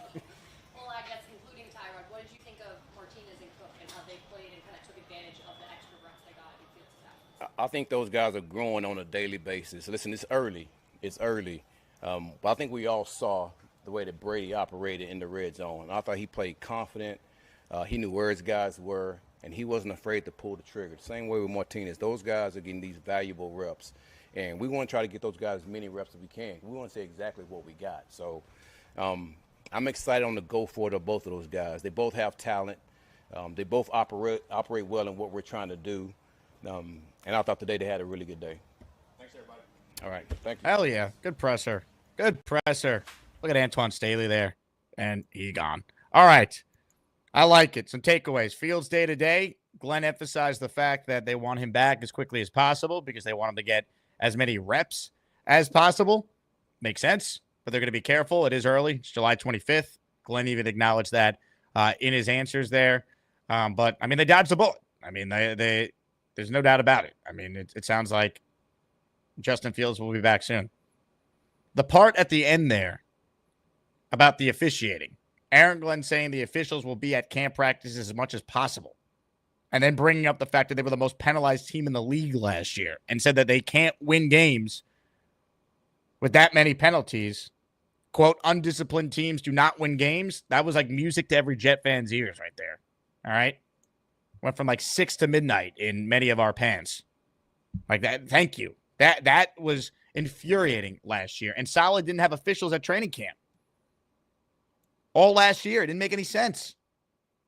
And there was never anyone held accountable for any of the dumbass penalties this team committed last year.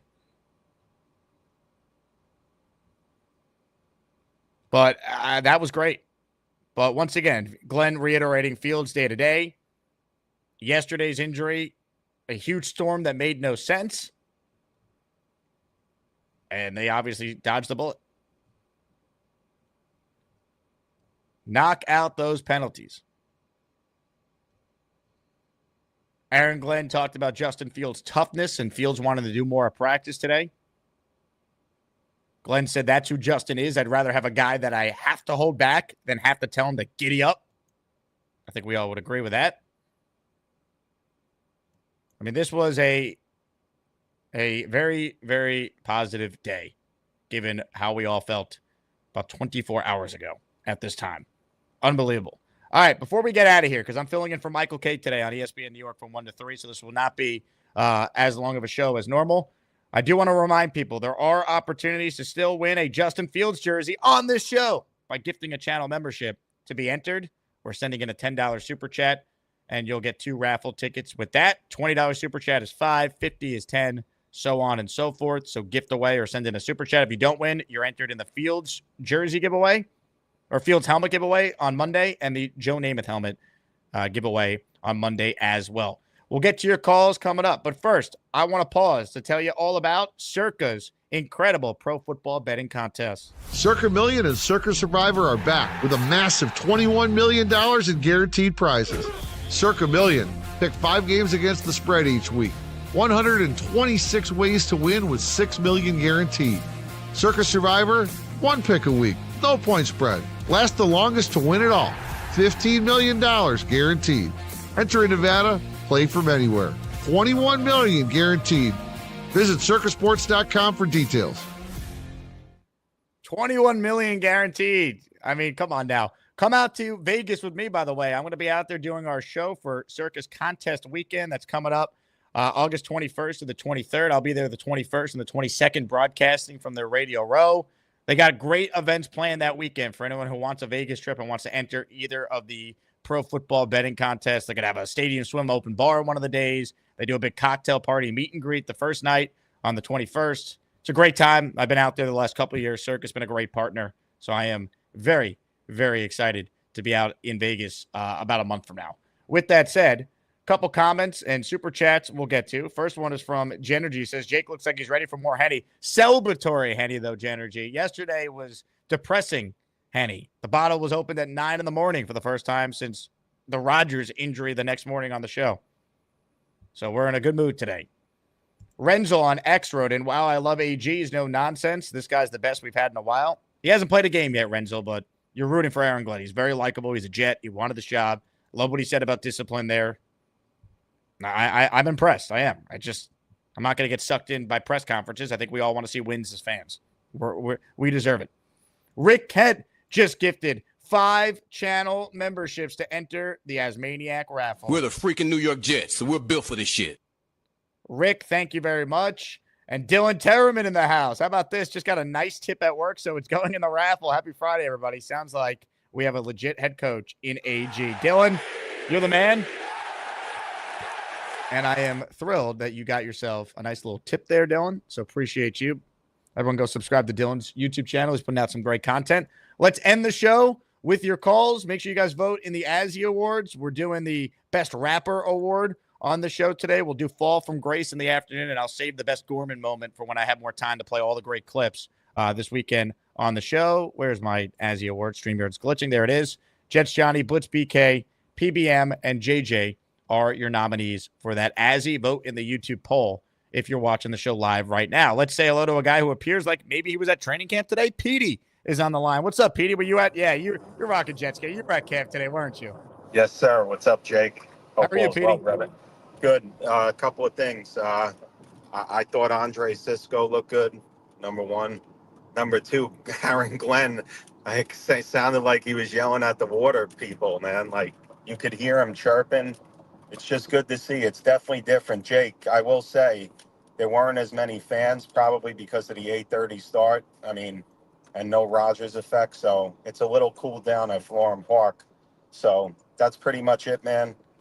Who else? Garrett Wilson looked good, you know, and I saw Quincy Williams break up a touchdown from Brees in the corner of the end zone. So the defense looked good today in my eyes. It's practice.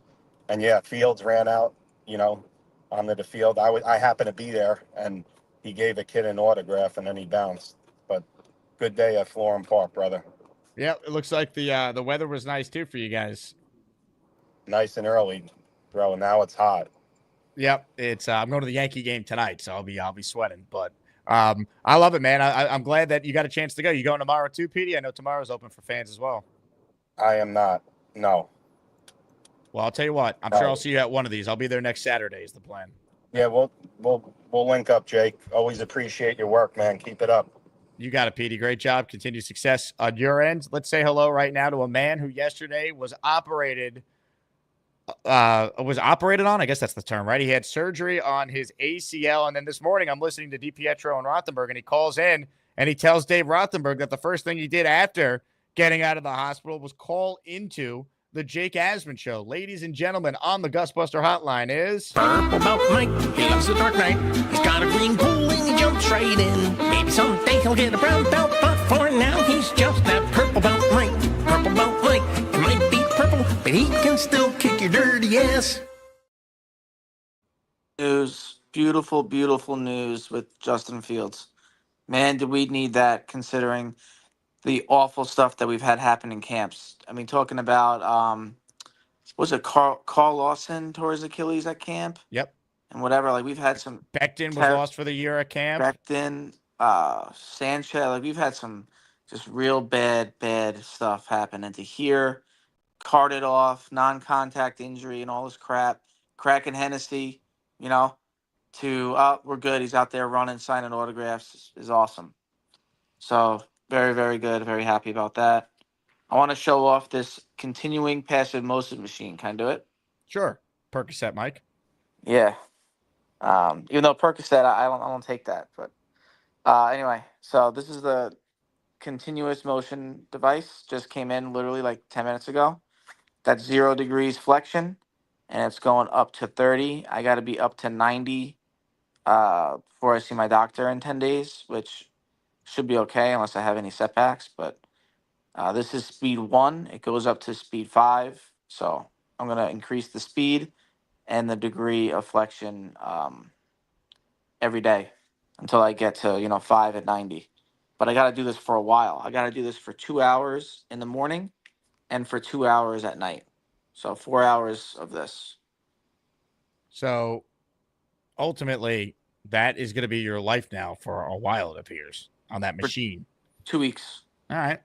And then so I start therapy August 4th. So this will be my whole thing for 10 days. And then starting in 10 days, it'll be this plus therapy. And it looks like I'm doing therapy 3 days a week.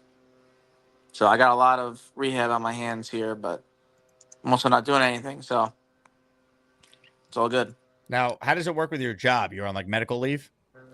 I'm on medical leave for 2 weeks, and I'm stuck on desk duty for 12 months. All right. Now, you're up for Best Rapper, but you didn't want to be nominated. How come? No, I want Will M to be nominated because, one, my rap that I did was an AI voice with my lyrics, and I've only helped out people with lyrics. So I'm not even a real rapper. It should be Will M, who's an actual rapper. Interesting. Well, on the line right now is a rapper. His name is JJ. He joins us. Hello, JJ. I'm also not a rapper. I also did not want to be nominated for this category, nor did I want to be nominated for worst takes. Well, the good news is Blitz BK appears to be running away with it, so neither of you guys have to worry. Yeah, Yeah, and I no mean, disrespect to Jets Johnny, but Blitz BK is a legit lyrical artist, so he should win 100-0. I've never heard any of this music, so I can't. You just said you never heard any of these, JJ? Blitz I is just awesome. tuned into the show literally 20 seconds ago, so if you played something earlier, I missed it. I No, apologize. I got you. How are you, JJ? You look like you're moving and grooving today. You in a positive mood? No, I went for a walk to get some lunch. I'm at work, but I was like, you know what? Let me get some lunch. And then I realized that yesterday I got cut off, and I wasn't done making my points. And I got like infuriated, and I thought I should call back. All right, JJ, you can have your No. talk out I with want Jake. you to stay I'm done. here. Stay here. I have a question for you.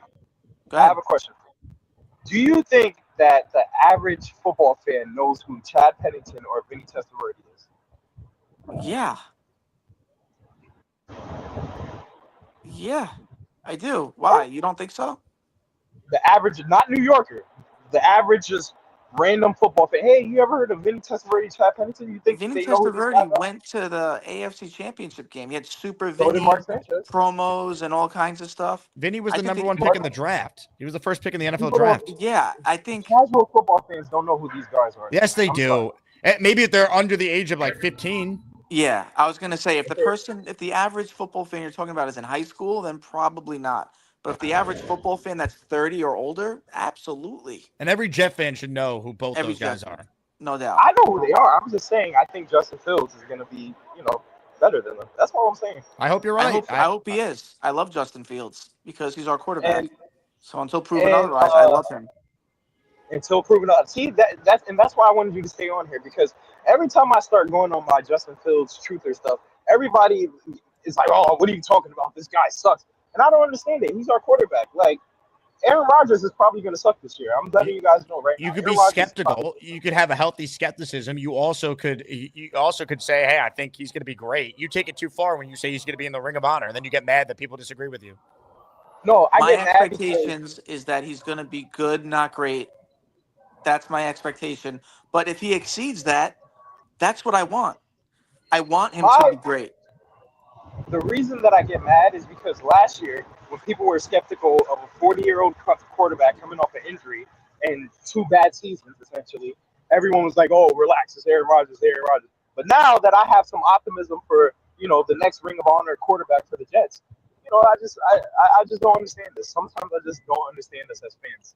It just doesn't make sense to me. All I'm saying is that Justin Fields is going to be in the Ring of Honor. He's going to take us to the playoffs this year, and I'm happy about it. I'm excited about it. I don't know what you guys want from me. Your lips to God's ears, bro. I hope so. I hope he's great, JJ. Enjoy your lunch. Mike, any other thoughts here? No, except I have the best wife in the world. Well, is she around right now, or she's at work? Yeah, ready? No, she's reading something. PBW. Yeah. Purple belt wife, she's the dark knight. She has a lazy husband who forgets to clean potatoes. Maybe someday she'll get some help, but for now she's just a purple belt wife. Purple belt wife, she might not be purple, but she can kick her husband's ass. Love it. Shout out to PBW. Good luck in recovery to PBM. All right, it is almost time for a raffle, but first, why don't we do things properly around here? Let's declare a winner in the Azie Awards. Congratulations to Blitz BK. He wins the Azie for the top rapper. Jets Johnny with a great performance in the voting as well. He's excellent. He submitted so many great tracks, including an Allen diss track that I think was so funny to this day. Blitz BK wins, though, 36%, 28% for Johnny, JJ at 18%, PBM at 16%. If we do a show this afternoon, which is my plan right now, we will be doing the Fall from Grace Azie. And then on Sunday, we'll have plenty of time to play all the clips for the greatest Charles Gorman moment. I wanted to move things around because to do it properly. I need more time than what I'm allowed to have today because of my radio responsibilities coming up. So congrats to Blitz. I'll end the show if I remember. Chat, remind me to play some Blitz BK in his honor at the end here. But, ladies and gentlemen, it is time for an Asmaniac raffle. Someone is going to win a Justin Fields jersey. If you win, you pick the color, green or white. You just tell me the size, and we'll get it sent out to you. Ladies and gentlemen, it's time to spin the Wheel of Champions. But first, let's talk about our first party of the summer. T-Squared Social, August 16th, Jets versus Giants. Let's go. Our first watch party of the year, the Jets and the Giants. We're headed back to T-Squared Social, August 16th. It is a 7 p.m. kickoff. 6:30, the party will start. Tickets are just $18. It includes one Friday beer, one green tea shot, and a raffle ticket. We'll do a Jets merch and Jets ticket raffle at halftime of the game. When you get a ticket, you get 5 tickets in our weekly raffle whenever you do it.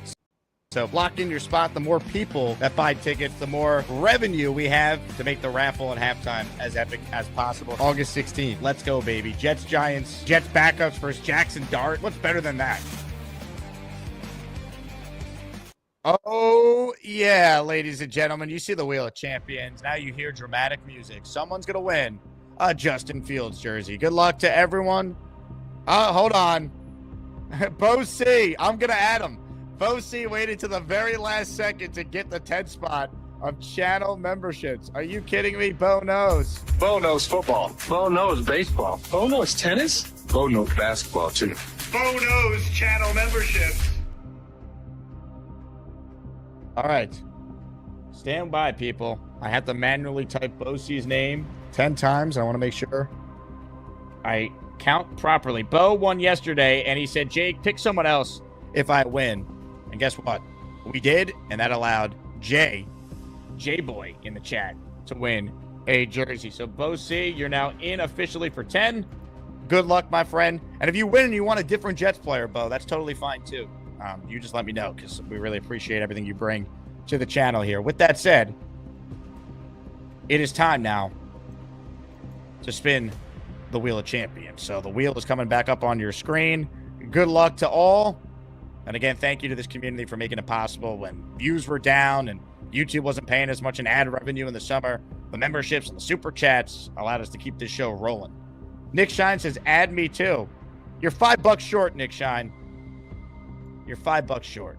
But I'll add you because I thought you provided some great toe analysis yesterday. So I'm making an exception for Nick, but we do want to keep the super chats at $10 minimum to encourage people to do channel memberships. With that said, all the names are in. Good luck to all. The winner of the Justin Fields jersey is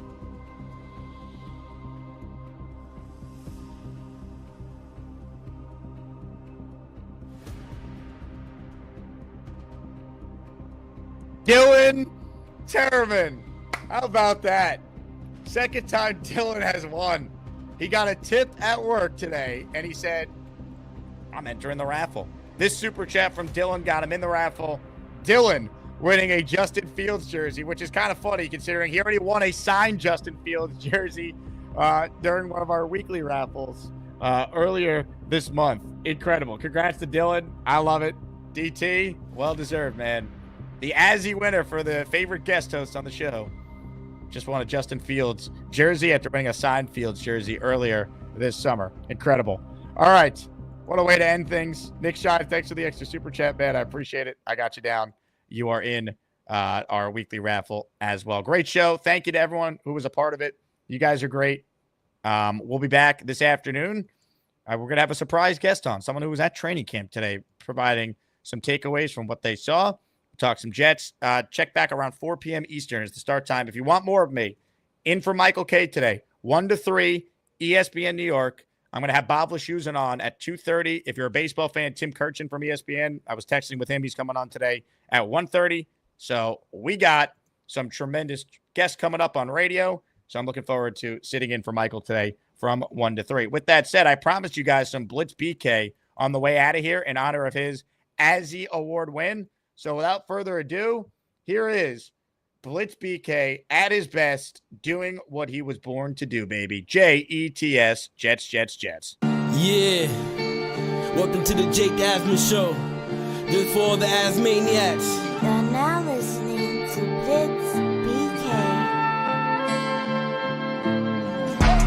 Talk Jets. Talk Jets.